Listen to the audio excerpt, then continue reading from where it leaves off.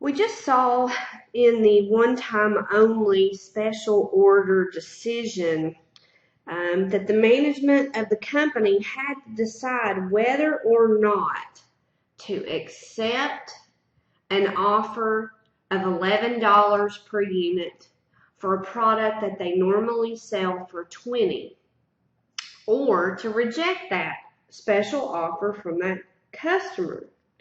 Well, sometimes managers actually have to go about deciding how much to bid or quote a customer on a one-time only special order. So this is an example of what is referred to as short run pricing. And so let's take a look at it from that angle. Let's say that our company is approached by someone that is seeking to fill a requirement, and they too would like to purchase 5,000 units, and they're asking us for what we will charge them. What is our best price that we can offer to these people? All right, so with a short run pricing decision, it is considered just like the one that we just saw with the one-time only special order. All right, sometimes the decision is simply about setting an acceptable price. What does the company deem as profitable, and what will the other company accept?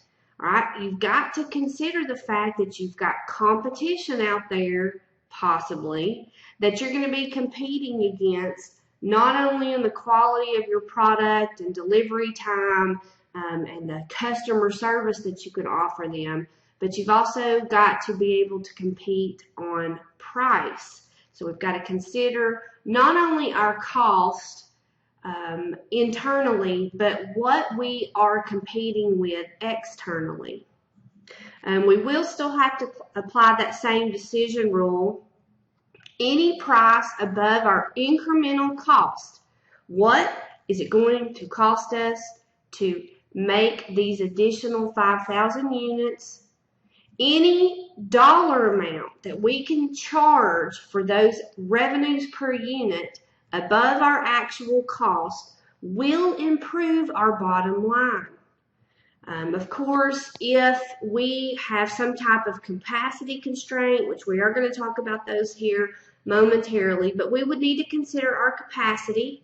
Again, we do have to consider the market.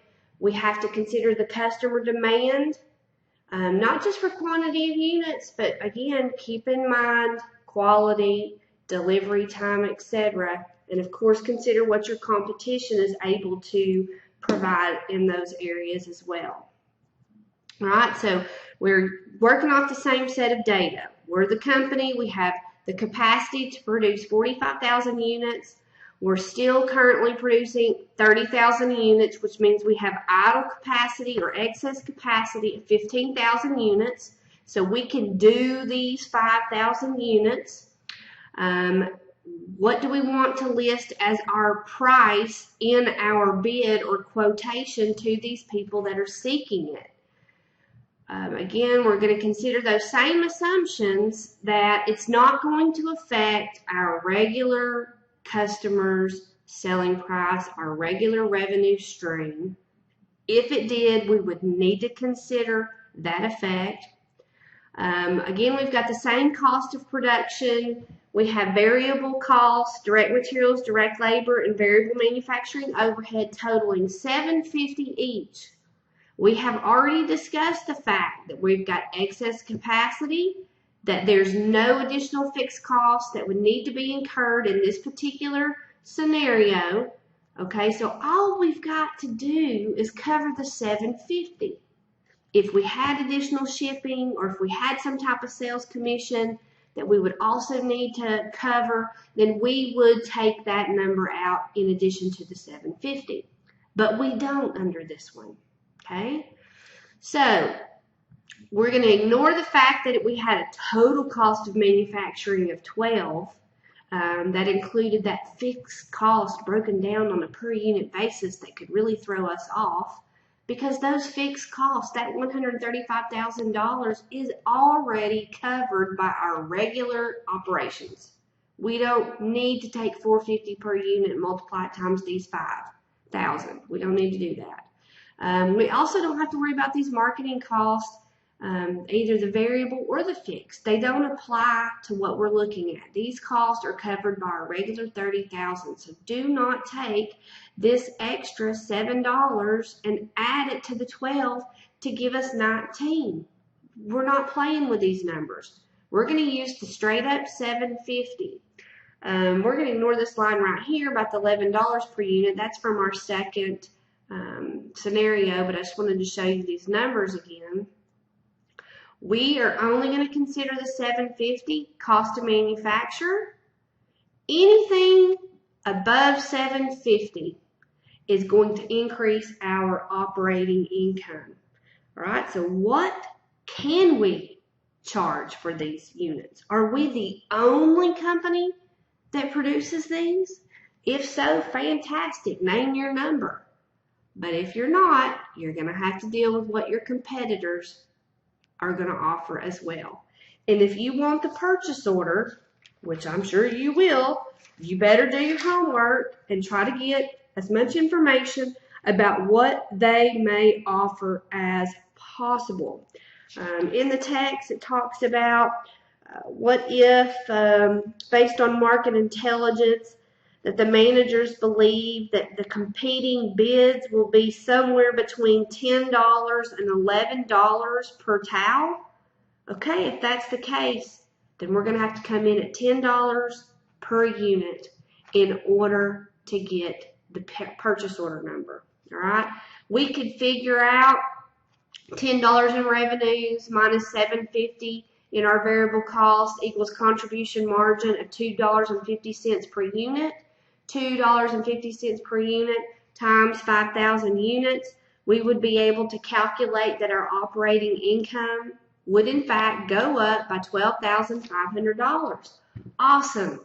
Fill in that requisition, tell them we'll do it for $10 an hour, and hope you get the order. Again, we've got all kinds of things to consider.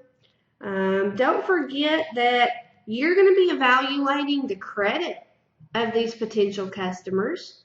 Think about that. You want to make sure you're going to get paid for the products or services that you're offering. You want to be able to meet delivery. If your customers have very stringent deadlines, you better be able to make those. There are some companies out there that have in their terms and conditions on purchase orders that if you don't meet delivery time, they start knocking dollars off your invoice, and when they submit to you their final payment, it will be less than what you had originally quoted and anticipated. Again, quality standards, quality control, meeting product specifications. This is a very, very serious business, so all those kinds of things need to be considered as well. Pricing is a very sensitive topic of discussion at companies.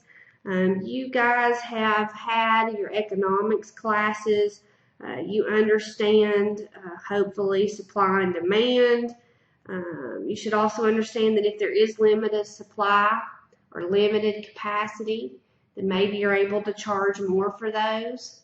But if there's an abundant supply out there, you're not going to be able to charge as much. Hopefully you've also seen the concept of price elasticity. There becomes a point where a customer is no longer willing to give up a certain amount in order to purchase a product.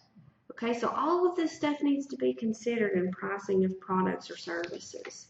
So consider all those factors.